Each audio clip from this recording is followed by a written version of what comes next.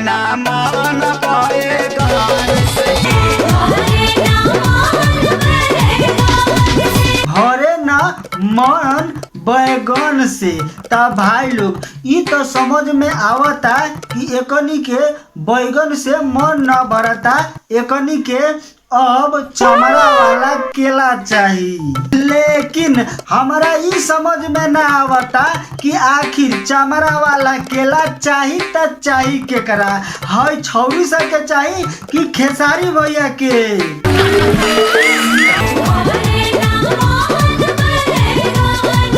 हाँ भाई लोग तोनी देख सकता कि सामने प्लेट में एक प्लेट लमहर इतने बड़का बड़का बैगन रखल बा, लेकिन हेकनी कहतिया कि भरे न मन बैगन से। एकरा से तो बुझाता कि एकनी के अब चमड़ा वाला केला चाहिए तो चाहिए, लेकिन हमरा ई समझ में ना आवता कि चमड़ा वाला केला चाहिए तो केकरा चाहिए, खेसारी भैया के चाहिए कि हई छौरी के चाहिए। भरे ना मन बैगन से। हाँ भाई लोग आप लोग साफ साफ देख सकता रहा कि एहू भौजी कहतिया कि भरे न मन बैगन से, आ खेसारियो भैया कहता रे कि भरे न मन बैगन से। तो हई भौजी से तो समझ में आवता कि बैगन से मन न भरता तैकनी का करी बैगन के, लेकिन खेसारी भैया का करी बैगन के ई तो हमरा समझे में ना आवता। बुझाता अब खेसारियो भैया के बैगन के जरूरी पड़े लागल। रे सर रे ई का कहता रे? ना भाई लोग सब होई तो होई काहे ना, हाई भौजी सके बैगन से मन ना भरता ई तो समझ में आवता, लेकिन खेसारी भैया के मन ना भरता ई बात हमारा बिल्कुल ना समझ में आए। अब भाई लोग खेसारी लाल जैसन सुपर स्टार लोग ऐसन छिलल गाना गाई तो हमनी जैसन छोट मोट आटू झाटू रोस्टर से तब पेलेबे करी। अगर केहू खेसारी भैया के फैन के बुरा लागता और ऊ हमारा के कमेंट में आके गाड़ी देवेला चाहता रे तो ऊ गाड़ी दे सकता रे, काहे कि हम गाड़ी लेवे खातिर तैयार बानी। जब केहू आदमी गाड़ी देवे से पीछे न हटी तो हम अपन सामान काहे आगे घसकाएं। भाई लोग वीडियो के शुरू से लेके लास्ट तक देखम, काहे कि वीडियो बहुते खतरनाक होके वाला बा। काहे कि वीडियो में हम खेसारी भैया के बहुत कचकचा के पछुआ पवन से आग उठे तान से, पछुआ पवन से आगी उठे तन से। अब तोहरा तन से आगी उठे चाहे गाड़ी से धुआं फेंको, का तोहर जथी मन होई उहे करब। आग उठे तान से। अब बताओ भाई लोग केहू आदमी के पिछुआरा से धुआं फेंके लागी तका उ गाड़ी में बैगन डाल ली।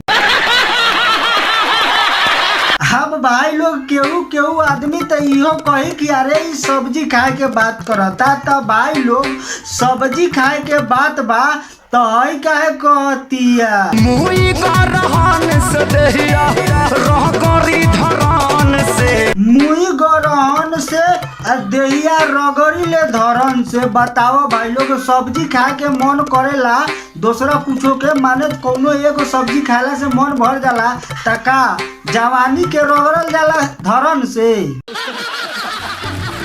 इमा सार दाल में बैगन नहीं खे, पूरा दलवे बैगन बा। हतार वाला नरम बा यारवा के गरम बा, बातार वाला लरम बा तैयारवा के गरम बा। तब भाई लोग समझिए गए होखब कि आखिर कौना चीज के बात होखता। अब तोरा बहन चोटो मखी आराम कइले बा। बहुत आदमी कही कि खेसारी भैया पुआ पूरी के बात करता है कि यार वाला पुआ गरम बा आ भातार वाला पुआ लरम बा। हमार लाड़वा बा एक बेर हइयो सुन ल। मिलल फिचकारी तू को बोले ना शरम बा। पिचकारी दूगो बोले में ना शरम बा।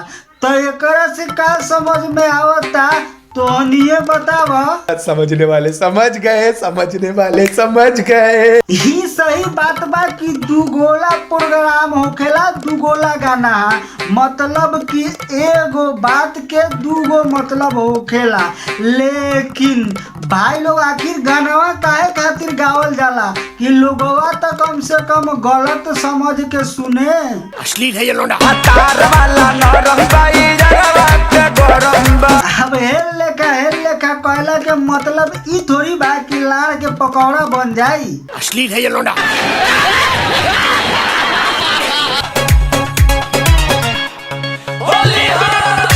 इतनो को समझ में नइखे आवत तो हित राम के देख लो। जैसे ही हित राम ऊपर से नीचे ढोरी तक पिचकारी ले जाता, अगर एक बीता और नीचे पिचकारी चल गई तो ई कौन रास्ता पर जाई तो नहीं सोचिए सकता रह।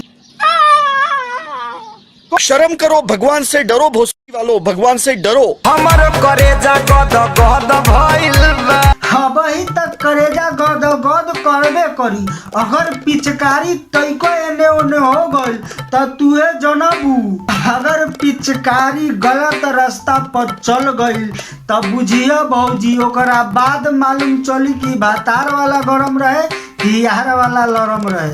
आ जेकरा एतनो पर समझ में ना आइल तो हई सुन। हमरा पियावा के डालल तो कुछ ना बुझाइल, जिया छछनाइल, यारवा के डालते मिजाज टनटनाइल। हियावा के डालते तो कुछ ना बुझाइल, हियारवा के डालते मन टनटनाइल। ता भाई लोग अब तो समझिए गए होखब कि कौची डाले के बात करता।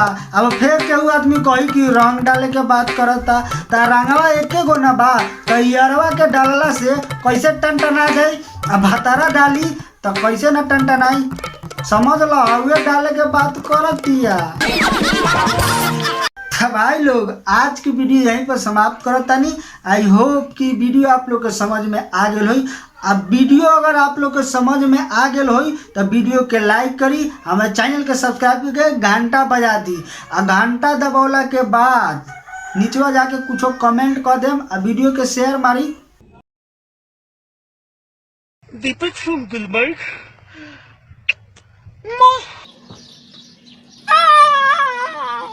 शर्म करो, भगवान से डरो, भोसड़ी वालों भगवान से डरो। कुछ अच्छा करो लाइफ में। जय हिंद सभी को।